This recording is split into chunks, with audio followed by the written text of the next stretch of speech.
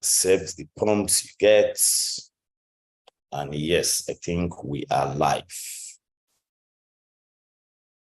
So one of the key questions we get to ask ourselves as Nigerians, as Ghanaians, as Liberians, is that very important question of, should live in Nigeria, should live in Africa, should live in Ghana, should live in Zambia, should live in, wherever, of course, it is that you reside across the continent, should live in your own country, the comfort of your home, should it become an absolute necessity? Should it become an absolute necessity? What are the things that will drive you, or that is driving your desire to wanting to relocate abroad, to wanting to study abroad, to wanting, of course, to move out of your comfort zone and go to an environment that you obviously would not have your immediate or extended family, to support you or to be there for you from the very beginning. So what is that absolute necessity? For many of us, it's majorly driven by our desires to give, our offspring, that is our children, a better life. You wouldn't want them to struggle the way you probably thought you had to struggle in our climate in Africa. For so many persons, it borders on insecurity. You've gotten to a stage where you no longer feel secure in your own country. So you're more of, I just need to go out there where I am sure that the sanctity of life, of course, is protected, and where, of course, people's lives and properties are well protected, based on, of course, the fact that everybody is treated equally. Not in Africa, where, for you to get access to a policeman or a convoy, you likely have to have a lot of money, and of course, you need to be connected. For many of us, it could simply be that desire of, I don't like Africa, man. I am so stressed. I just want soft life. So my goal is just to live here, go out there and be treated like a baby, just ensure that, man, I can walk, I can chill, I can enjoy, I can basically have a good life, man, the baby life, soft life, sweet life. So whatever, of course, your own necessity has become, that has made you say like, I need to leave this country. I need to leave the continent. One of the things we tell people in ProconnectPAY is the fact that we would be very happy to work with you. Of course, leveraging on education, because ProconnectPAY is an education-focused fintech company. So it means that whatever we do, whatever mentoring we give, whatever advice we give, whatever counsel we give, it will always be tied to education. But the truth now is this: not everything is tied to just education. Not everything is tied to just going to school. There's a lot more you need to do to ensure that you become that high potential individual that can succeed, not just in Nigeria, but in the US or Canada or the UK or Australia or whatever country it is you find yourself in. So you have to be that high potential candidate that can compete everywhere. So the big question, of course, we tell people, or the big answer we give people is, if it becomes an absolute necessity that you must leave your country, you must leave your continent, you must leave your hometown, you must leave your state, you must leave your comfort zone, please, you need to ensure that desire to relocate through education, through a job, through whatever opportunity you get, must be purpose-driven. And you do not do purpose-driven by, when I get there, I'll begin to identify my purpose. No. Purpose identification starts from whilst you are here in Nigeria, or in Ghana, or in Kenya, or in Uganda, or in Zimbabwe, or in wherever you are across the continents. Purpose identification, purpose alignment starts from here. You have to have a clear picture of what you want to do and what you want to become.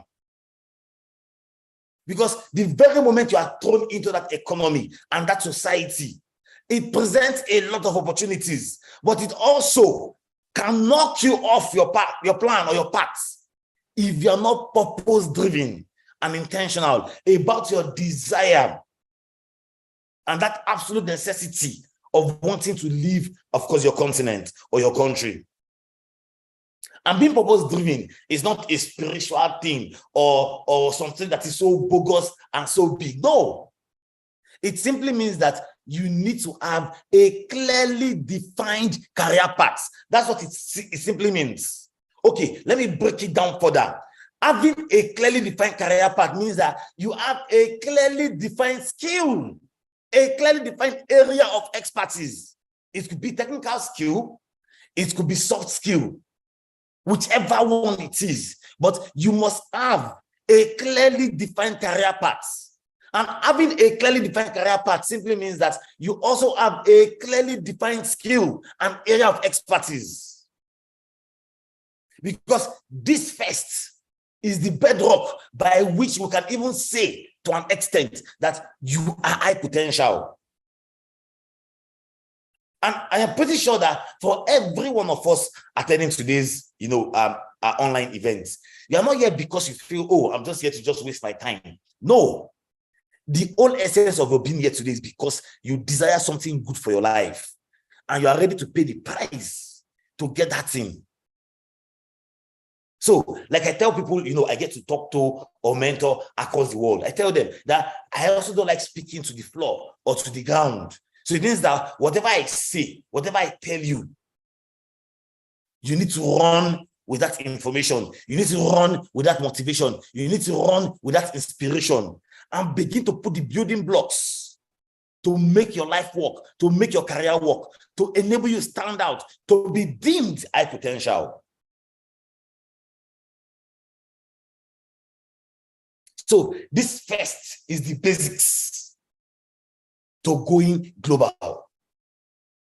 Your intention to going global, your intention to competing globally, your intention to stand out must be purpose-driven, and you need to have defined that purpose whilst you are here.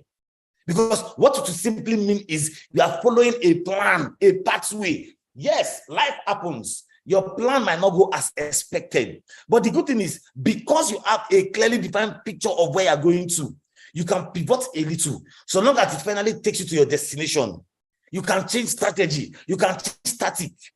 You can shift focus to somewhere else, because at the end of the day, there's an end goal, and the end goal is to go global. Now, the good thing is, prior to 2020, we never felt, that people can actually compete globally for opportunities from Nigeria. People will feel that, your father needs to have money, or you need to be a celebrity. No. The good thing is, with your skill and your area of expertise, anybody can go global today, with whatever skill or career you have. So long, of course, it's a commercially relevant skill. We'll talk about that later in our talk for today. So the big question I ask people is this: have you heard of the concepts or the principle of universal appeal? The concept or the principle of universal appeal. The concept or the principle of universal appeal. Now, that's universal. It also means global. That's universal. It also means worldwide. That's universal. It also means every country in the world. That's universal. It also means in every continent. That's universal. It also means in every language. Satisfying the principle of universal appeal.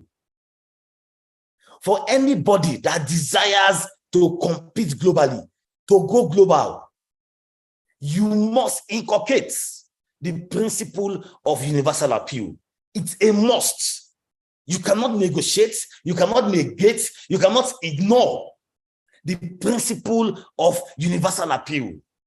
The principle of universal appeal simply means that if I take Joseph, or I take Michael, or I take Anita, or I take Nkechi, and I take you from Ghana or Nigeria or Kenya or South Africa, and I take you to the US or to Australia or to Sweden or to Germany or to Swaziland or to New Zealand or to any of the countries across the world, Samoa, Vanuatu, all of those Caribbean countries, Jamaica. If I take you to any one of these countries, based on your area of expertise, based on the skill you have, based on your know-how today, can you compete at par with your peers in these countries? That's the big question for universal appeal.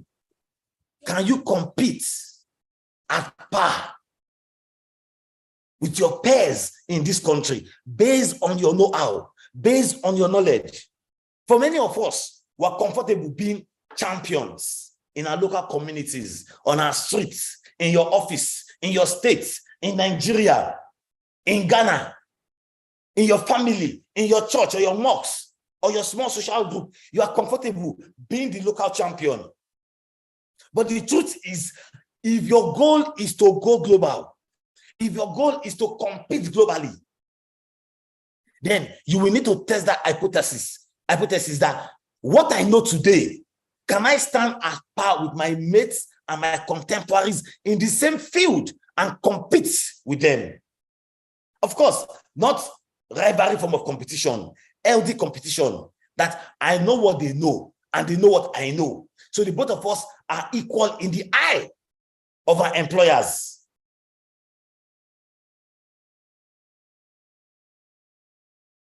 The principle of universal appeal. Everybody at a point in your life, if your goal is to compete globally, if your goal is to stand out globally, you must be able to embrace the principle, the concept of universal appeal. And of course, the mindset, the orientation, the skills, the know-how, your passion, your hunger for success will be completely different from the regular person that simply wants to succeed within his or her country or our community or our local government or our states.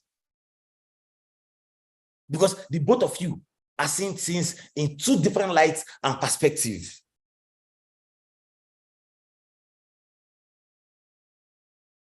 The principle of universal appeal.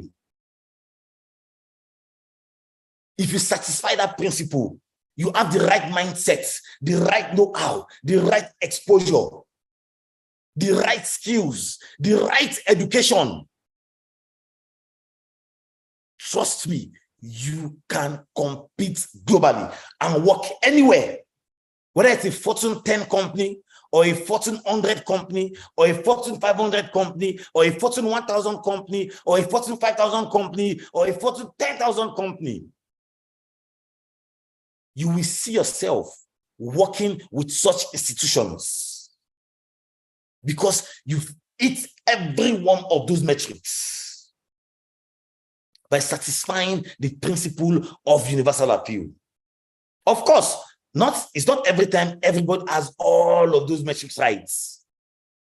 There are times that you might have some, you don't have some, but yet you can still compete. Because of course, life is a continuum. Life is a continuum. So even when you develop or you think you've developed, there are always more ways to develop in future. There are always more ways to groom yourself, to develop yourself, to build yourself, to enhance your capacity. So when it comes to personal development or professional development, it's a lifelong journey. It's a continuum. In your 50s, in your 60s, you will continue to see yourself developing, growing, improving with the times.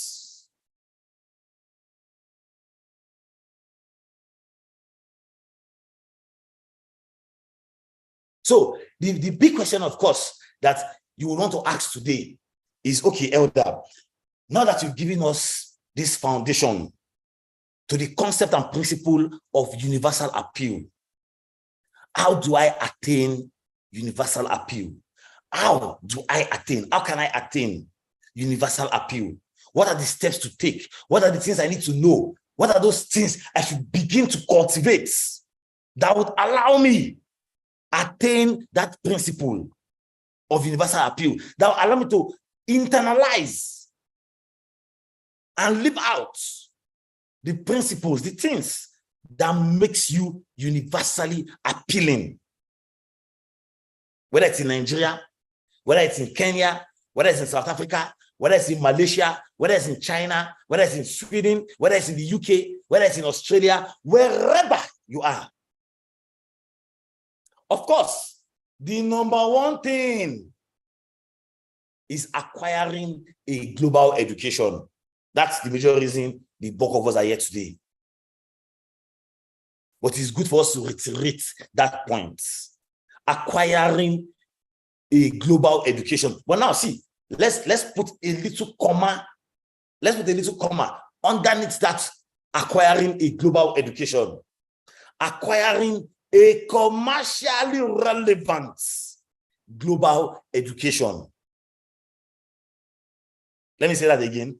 Acquiring a commercially relevant global education. That is the first way you launch your career to have relevant appeal to global institutions, to global organizations, to global businesses, to global platforms. Why? Because you've acquired a globally relevant, commercially relevant postgraduate degree or undergraduate degree. Now, like I said before, not everyone acquires a global education prior to dominating globally. But when you look at the statistics and the data, 95% of the time, you will need a global education to go global. So it simply means that there are 5% of people in their lifetime that may never acquire a direct global education, but yet they've been able to satisfy the principle of universal appeal. Individuals in that category, they are outliers. They are extraordinary. They are good. They belong to a certain cadre. That education or no education do not determine how far they go. But now see the thing, that does not work for everybody. You have to be an outlier. And being an outlier does not mean that you suddenly wake up in your 20s or your 30s. No. These are people that over the years, they've been consistent. So somehow that consistency, we set them aside. We take them globally, even without the relevant global education.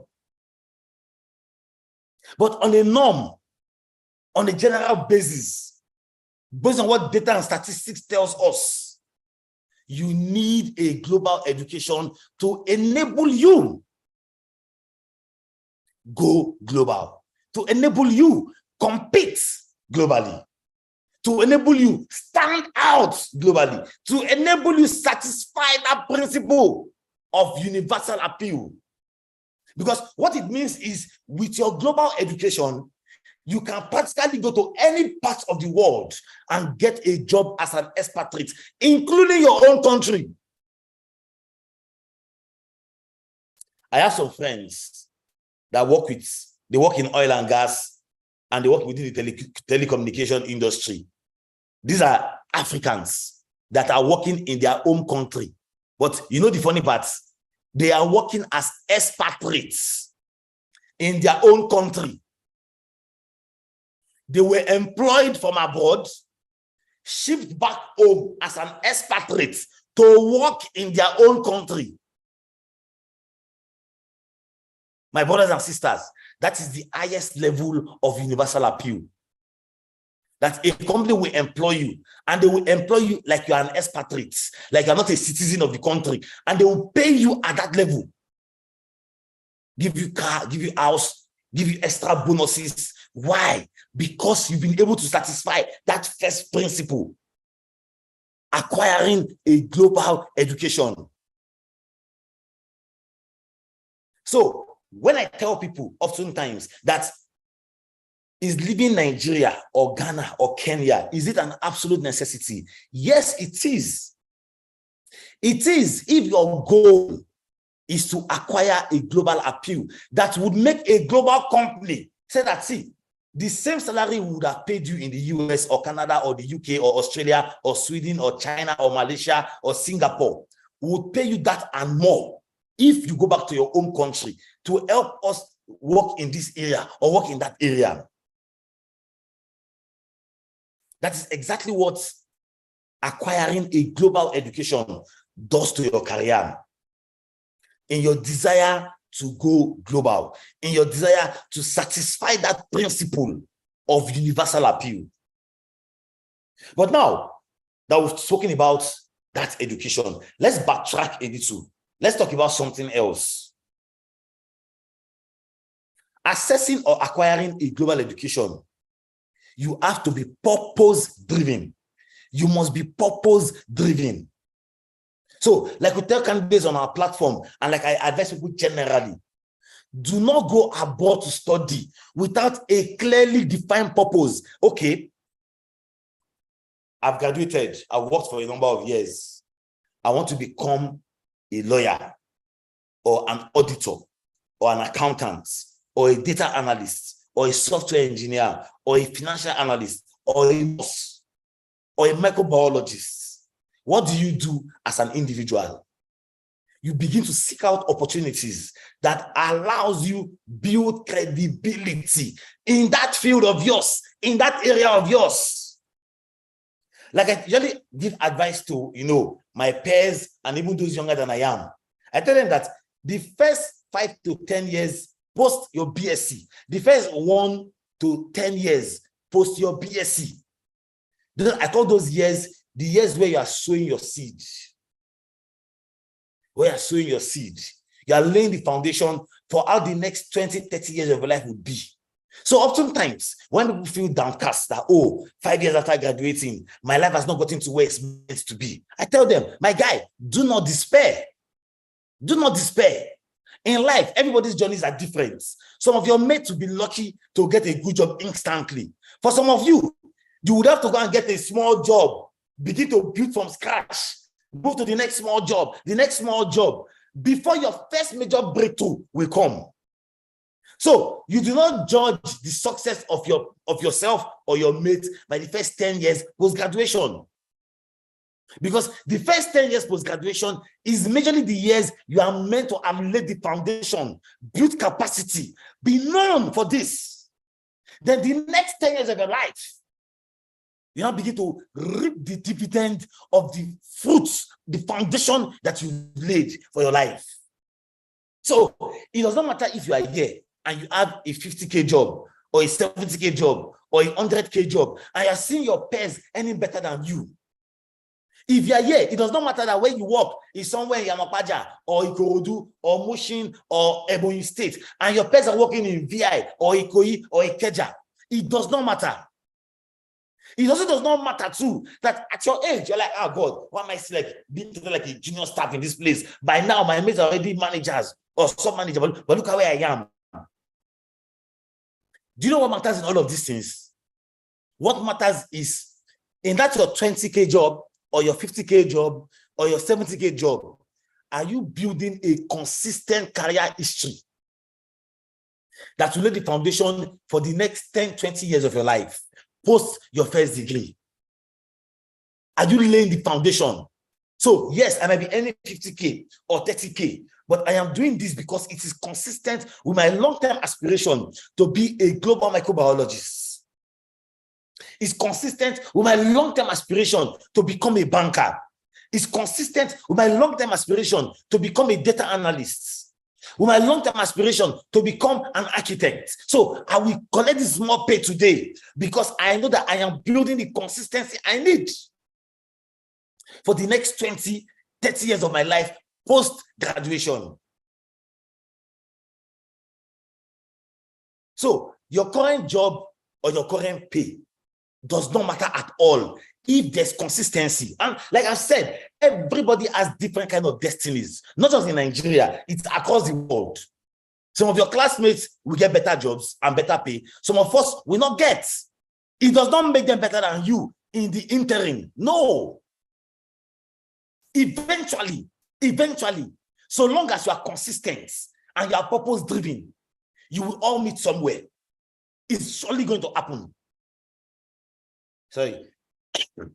But what matters is, are you paying the price of consistency? Are you paying the price of being purpose-driven, being purpose-oriented? Just without a clearly defined career path, you will never be able to pursue a clearly defined, purpose-driven global education. And when you do not have any of these basics right, it will be difficult for you to go global and compete globally. So when people tell you that, oh, I know somebody that went abroad and their life is like this, their life is like that, oftentimes, if you do a deep background analysis of the issue, you will see lack of purpose, lack of alignment with purpose, with all the jobs or the things they've done. So the big question is, do you want your story to be like them, or do you want your story to be part of those that inspires others to take the same step you have taken. So having a clearly defined career path, no matter how small the pay is, no matter the area location the job is at, even if it's a work at home thing, having a clearly defined career path is a key element in going global, because you cannot take yourself global with nothing.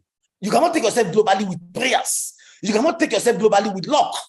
You cannot take yourself globally with just any honest. No. There must be something you are bringing to the table that allows you to compete globally, that allows you to get that admission, that allows you to get good opportunities post-graduation. And the foundation starts from having a clearly defined career path. So for some of us, there's the mindset of, oh, because they're not paying me so much, I will just give haphazard energy, haphazard attitude to the job. I'll just treat it anyhow. Or even once I'm at this job, I'll be using the bulk of my time and their internet and their laptop to be looking for other jobs. See, when you preoccupy yourself with such level of mediocrity and such level of mediocritic actions, trust me, you will never ever grow, because you are losing sight of the big picture.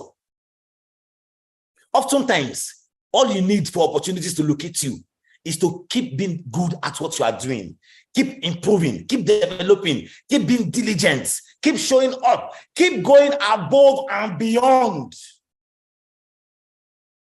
When the time is right, your next opportunity will locate you, find you. Of course, it does not mean that when you see opportunity, you're not going to apply for them. You can apply for opportunities, but in your mind, you will know when, oh, this, I am fit, I'm qualified, I have everything it takes to compete.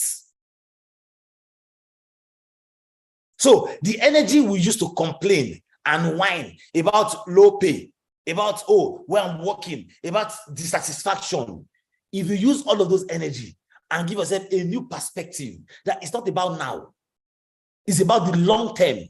So this foundation, this first 10 years post-graduation, is the foundation I'm laying for the next 20, 30 years of my life. You will see that the way you come to work, the way you go to work, the attitude you bring to your work will be completely changed.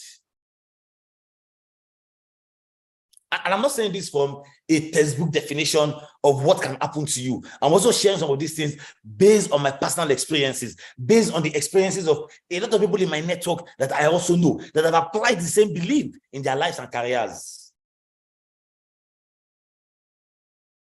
So you cannot satisfy that principle of universal appeal if you do not have a clearly defined career path. No matter the pay, no matter the location, it does not matter. But beyond that, the attitude, the disposition you bring to that job, to that career of yours, whether it's being an entrepreneur, whether it's being an employee, will now be what distinguishes you in your pursuits for opportunities. I can tell you for free, if you keep working hard, you keep going above and beyond, you keep developing yourself, at the right time, you yourself, you will know that, see, I deserve this opportunity, so I am going for it. Nobody will have to tell you. Nobody will have to remind you. It's something that will automatically happen.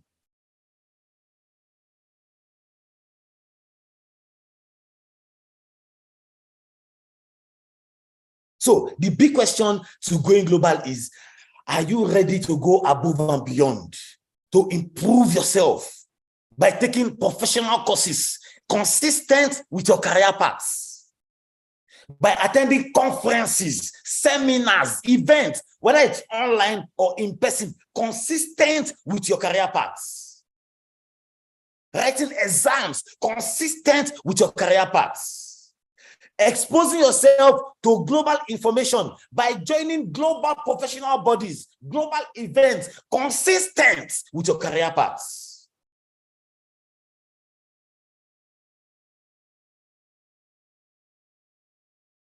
These are the things you do that guarantees you will satisfy the principle of universal appeal. call them levers. And see, look at the best part to excellence. Excellence can be cultivated. Nobody is born with the spirit of excellence. Nobody is born with it. It's a spirit that is cultivated. It's a mentality that is cultivated in the little things, in the medium things, in the big things. The spirit of excellence can be cultivated, but it takes discipline to be excellent. It takes discipline to remain excellent. I was telling somebody some days ago that getting to the top, like, walking your way to success, because success is not a one-day thing. Oh, I've arrived, you're now resting. No, it's a continuous journey. At every point in your life, your finances are increasing, your opportunities are widening, your pay gets better, your exposure gets better, but it's a process, a journey. But I was telling this person that, see, getting there is the easy part. Like when you've attained a certain level of success, there's that threshold where you know that, see, no matter what, my village people cannot catch me again. I'm gone. The only thing that can happen to me is to become more successful from here. That minimum threshold. Once you've gotten there, do you know that it is now more difficult maintaining that success at that threshold to make sure that, see, nothing should ever happen to me that will bring me back below that threshold. It is more difficult maintaining success at that level than the journey it took you to get there. Because, see, once you begin to attain success, all your years of suffering, low income, all the sacrifices you make will mean nothing anymore to you. Why? Because you're now enjoying the benefit and the reward. So somehow the enjoyment gets to clog your brain. You're now beclouded. But let me tell you, the most difficult part to success is maintaining that success. And of course, becoming more and more successful. That's why some of us, we can easily insult Dangote or the billionaires we have across the world. That what are they looking for with all the money they've made? No, my guys, it is you seeing it that way. They need to maintain that threshold. And for you to maintain it, if the threshold is 5, and you know that, if 5 storm comes, it can eat me off from 5 to 4. Will you not work hard 10 times harder to make sure that you're like in 55? So that even if challenges come, you probably be at 30. You can bounce back again to 55. But you don't want to remain in just 10 or 15. Because if a major challenge comes, it can clear you off and even take you below that 5 that's your threshold. That is the way success works. And of course, it takes a culture of excellence, a culture of doing all of these little things. I call them tiny drops in the ocean. Some of us are interested in finance, but if I ask you that, how many financing websites or blogs do you follow? Like the Bloomberg, like the Forbes magazine, like CNN, like all of those plenty financial information-oriented stuff that talks about the New York Stock Exchange, that talks about the Asian Stock Exchange, the Johannesburg Stock Exchange. All you know is just limited to what they probably tell you to do in your office or what they tell you to do within Nigeria. And yet, you want to compete globally. I am not saying go and sit down and start studying all of those things every day. No.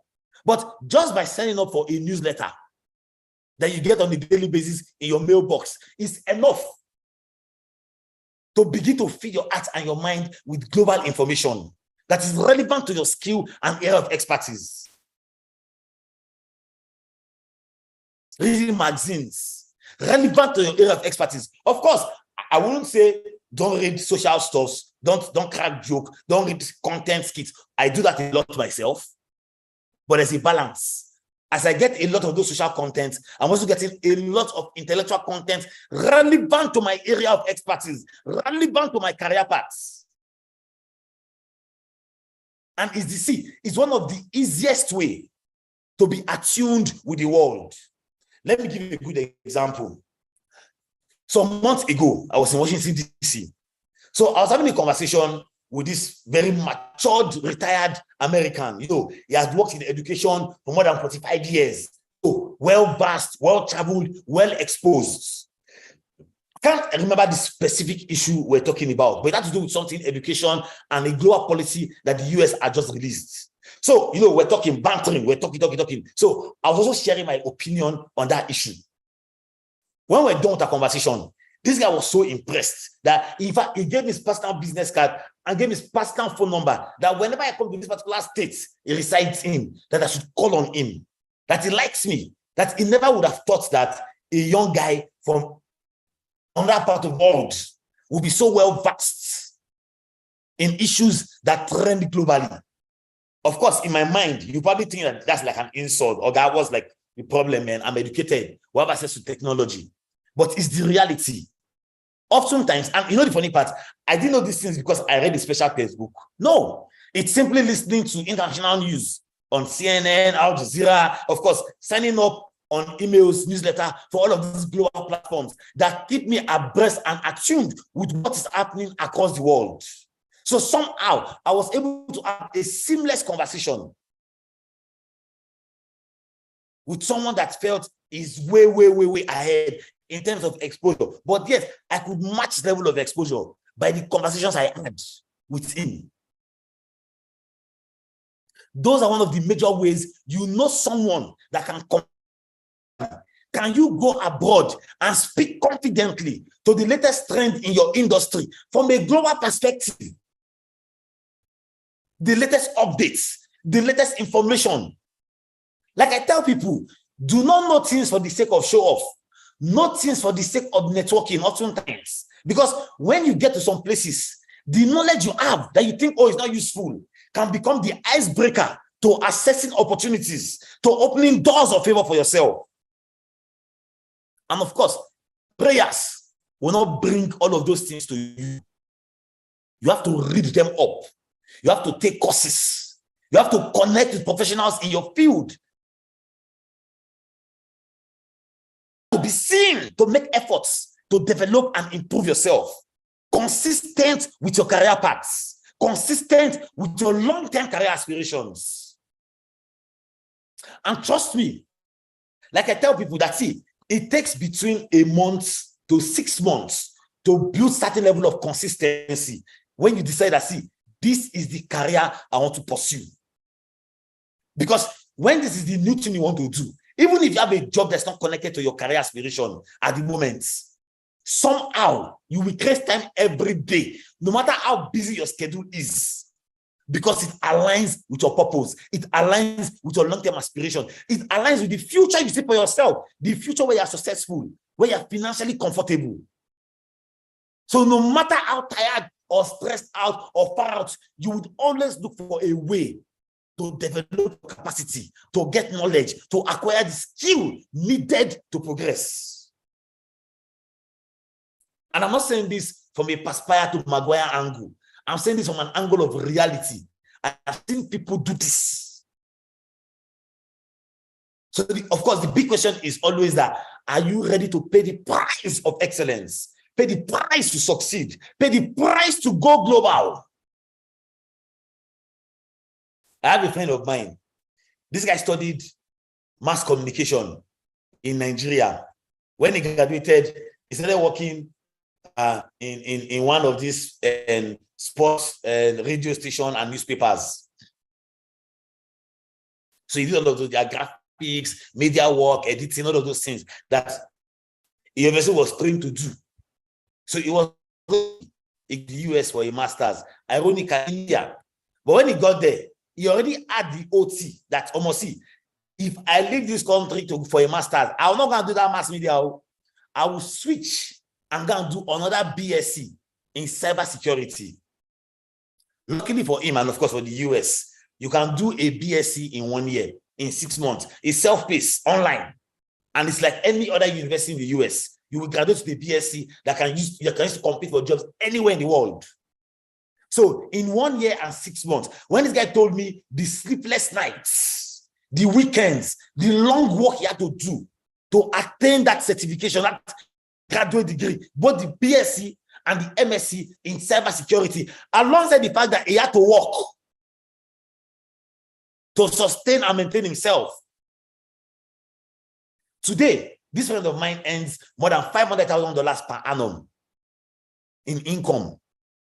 He works remotely, works for different companies within the US, and all from home. See, this less than 5 years ago, somebody that left Nigeria. But before leaving, he already had a clear picture of what he wanted. He was already taking online courses here in Nigeria, already putting the building blocks. So it was easy through those courses and certification to get admission afresh as a science student to study cybersecurity. So he did a BSc and an MSc, wrote exams, did everything, paid school fees. Today is what effort he put in years ago.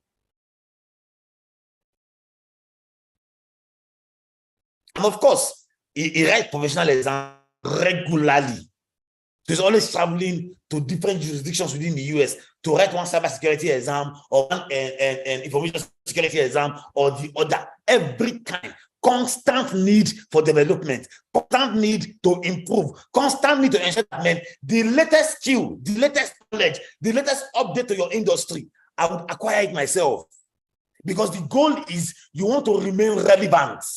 You want to remain appealing. You want to remain global. And financially comfortable because of the foundation you've laid through your area of expertise. So, like I already tell, my colleagues and even my friends that success, does not come cheap. You need to work hard. You work your ass out.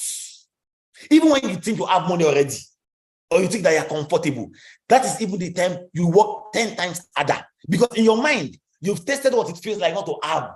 You've already tested what it feels like to have. And there's a certain threshold you can never go below. So I even to be sleeping and relaxing that, so long as I maintain this standard, I'm okay. No. You have to surpass that minimum standard and go far. That to remain successful, to remain relevant. No good thing comes easy. You are going to have to work out your ass, work out your soul, work out your life. Even those that work in big establishments, go there, they will tell you how they work and work and work. So when you see them earning a good pay or driving their fine cars, you don't know the price they pay and the price they continue to pay for that success and for that growth. When you see somebody career who is accelerating, do not think that they are lucky. They are not lucky. They are working their ass out. They are paying the price. They are building a culture, and they built a culture of excellence. Success is not gotten by luck. Yes, you might be lucky. You got a major breakthrough. But that's the easy part. The hard part is maintaining that breakthrough, that success you've gotten.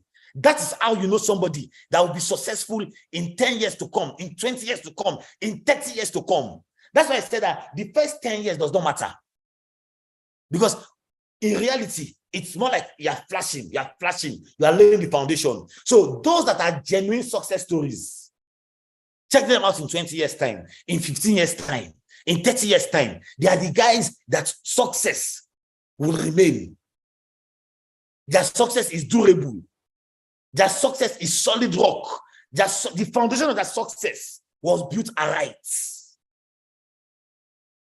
So you don't need to bother yourself with trying to compare yourself and your mates and your peers. You just graduated 7 years ago, 5 years ago. You're feeling bad that your peers have gone ahead of you. Why?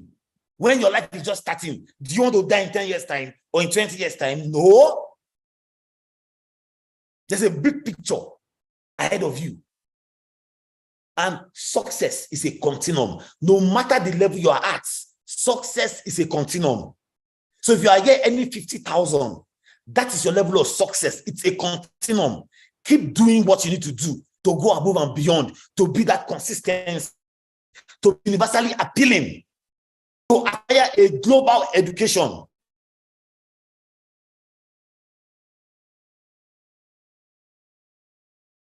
So to wrap up today's talk, there's a key element and question people always ask us in ProconnectPAY. So ProconnectPAY.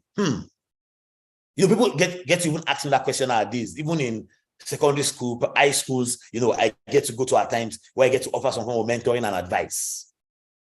Like, elder, what is the future? Like, what opportunities, what courses are the relevant courses of the future? What kind of course can I study, or should I study? What kind of field should I be in?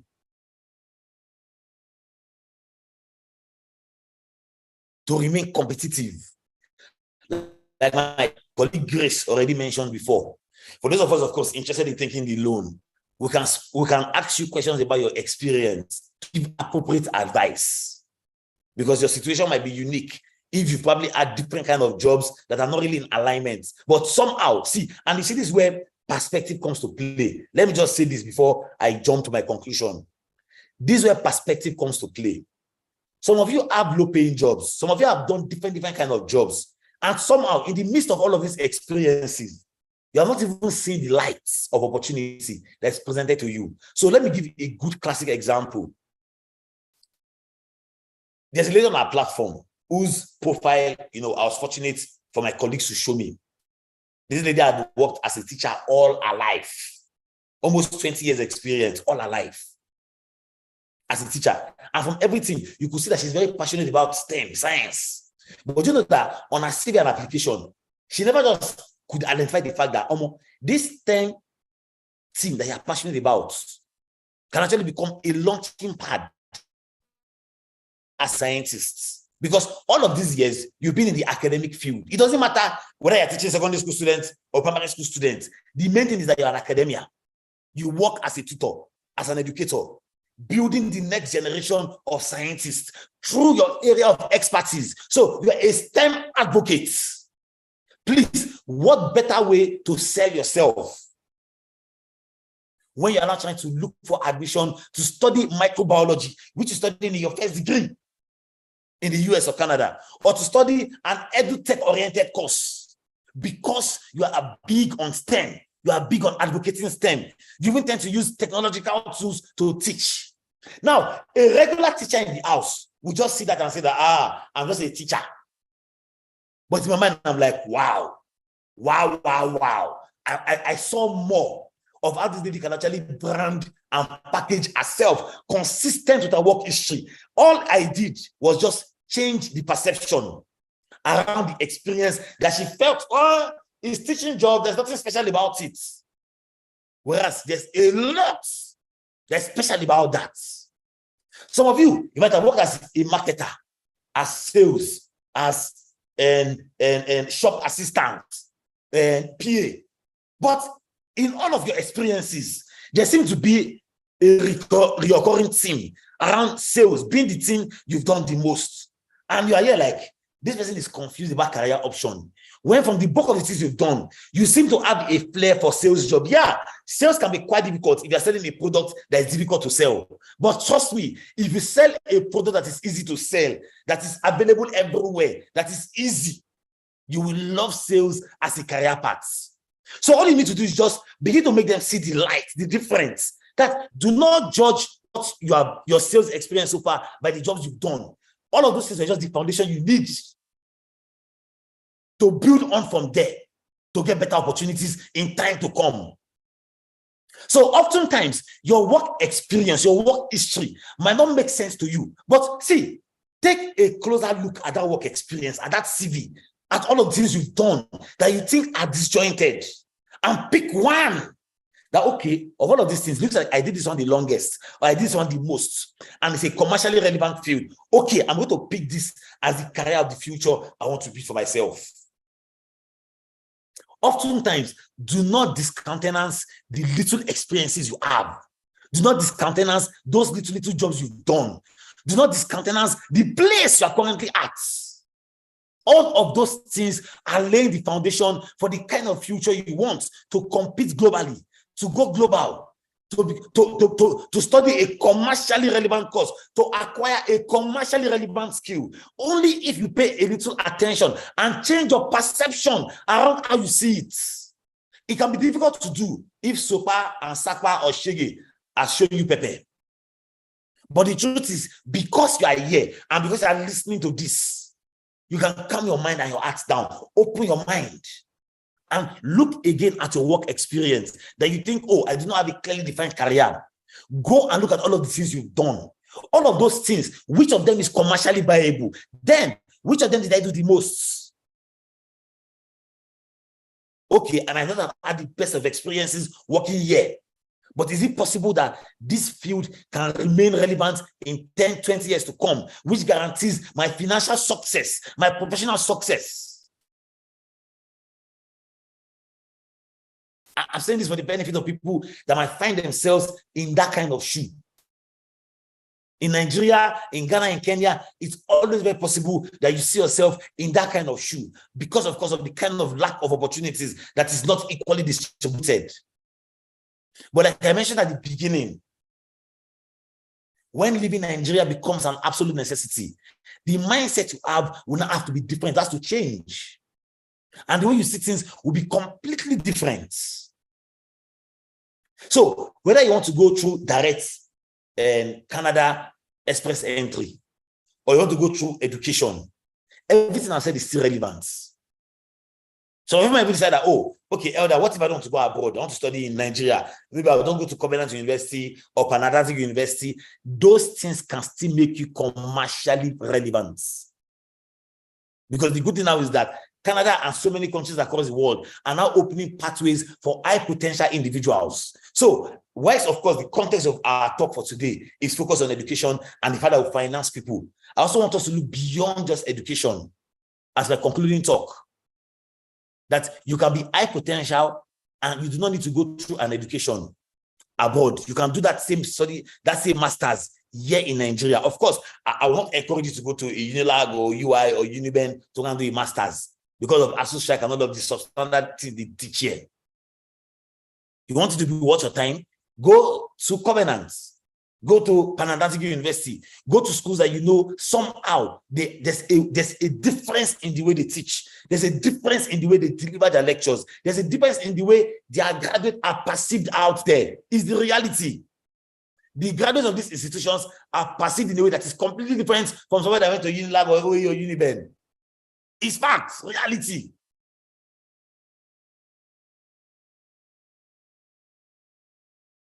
But of course, if you're going to study a master's, ensure it's in a commercially relevant field. Now, of course, the future of work is majorly driven by the STEM area and the business area, sciences, technology, engineering, and mathematics, then of course, business courses. So if you are here, or you probably have your child, or your cousin, or your relation, encourage them to pursue a career path in the sciences, technology, IT. Oh my God. I am a big believer in the power of IT. A big time believer. And see, IT is in two ways. You have the technical part of IT, programming, software engineering, web development. Then you have the non-technical part of IT, business analyst, data analyst, and UI UX designer, graphic designer, animator, and animation and creator and animation creators. There are so many things you can do in IT that does not require you to go and learn coding or programming if that's not your vibe. So like I tell people, look for a way. See, if I encourage people the most there, and I'm trying to divide the career path, I will give IT 40%. Then the remaining 60%, let science, engineering, maths, and business courses compete with that. The world is driven by technology. And I can say this to you guys because we're not 1,000 here. We're just few of us that are here today. So if you take this advice to heart and begin to build for yourself the kind of future you want, trust me, 5, 10 years down the line, if you see me in public, you will thank me that, Elder, thing you said at that mentoring event transformed my life and transformed my orientation. And those are the kind of feedbacks I love to see. I've met people across the world. I never even knew or knew. So I never, like, no one-on-one. But when they see Elder, like, oh, like Elder David, I'm like, yeah, they're like, oh, God, this is so place I met you. You spoke at this event, you said this, you said that. That transformed the way I've seen things. Yes, I went somewhere for a visa process. And at that visa place that I went to, 2 people I don't even know are members of our platform. And they told me that, man, that they visited one of our webinars, one of our programs that I spoke at. That thing that I said really changed their life and the way they think. Some of them were like, let's take pictures with you, blah, blah, blah, blah, blah. I don't know them one-on-one, but just the foundation of the knowledge and applying that knowledge.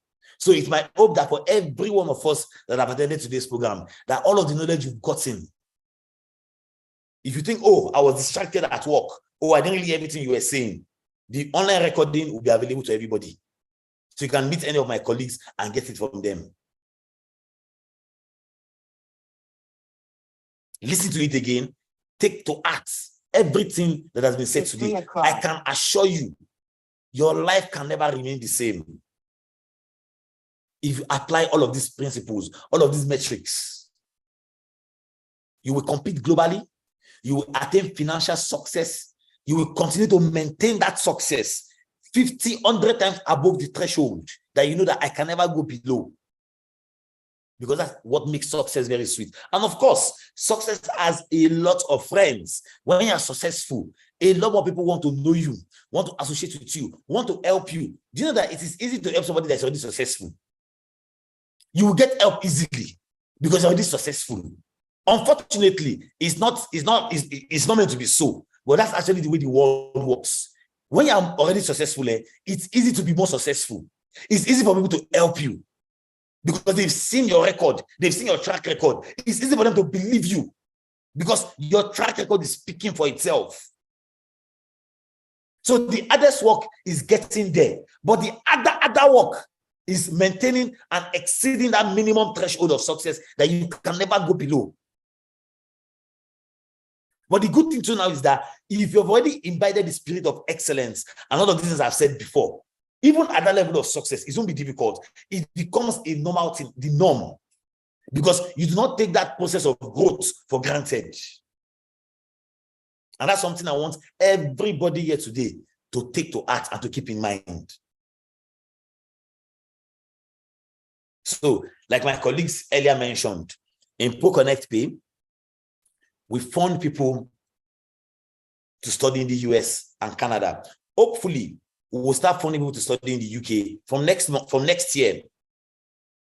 I'll be in the UK later this month to meet with all of our banking partners we're trying to work with.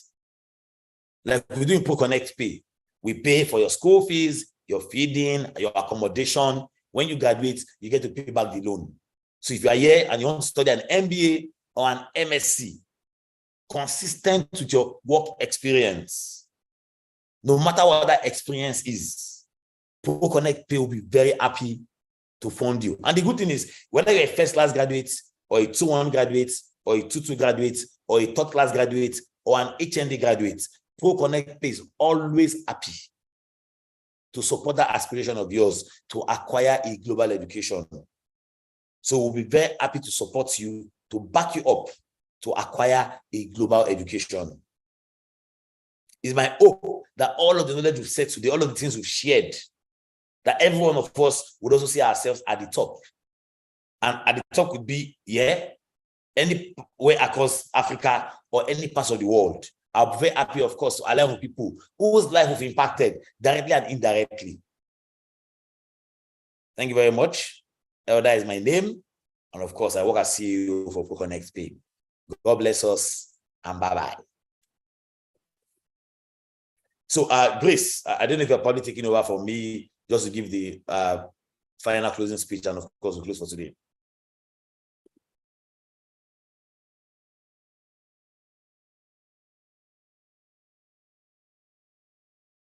Or is it Abigail or Monica that does that? Okay, let me just take over. Okay, so thank you very much, Elder, for the insights. Like I mentioned earlier, I have taken down notes, for myself also, and I hope we've all learned. This is going to be a continuous mentoring session every Friday from 1 p.m. to 3 p.m. So you can always mark your calendar. This link will be the constant link in case you're not able to to make it physically, like we've mentioned, you can always connect here, and you can always get the recording. We would share out the recording once we're able to get it, once the meeting ends. Thank you very much, everyone, for joining. I hope to see you all next week. Enjoy the rest of your day.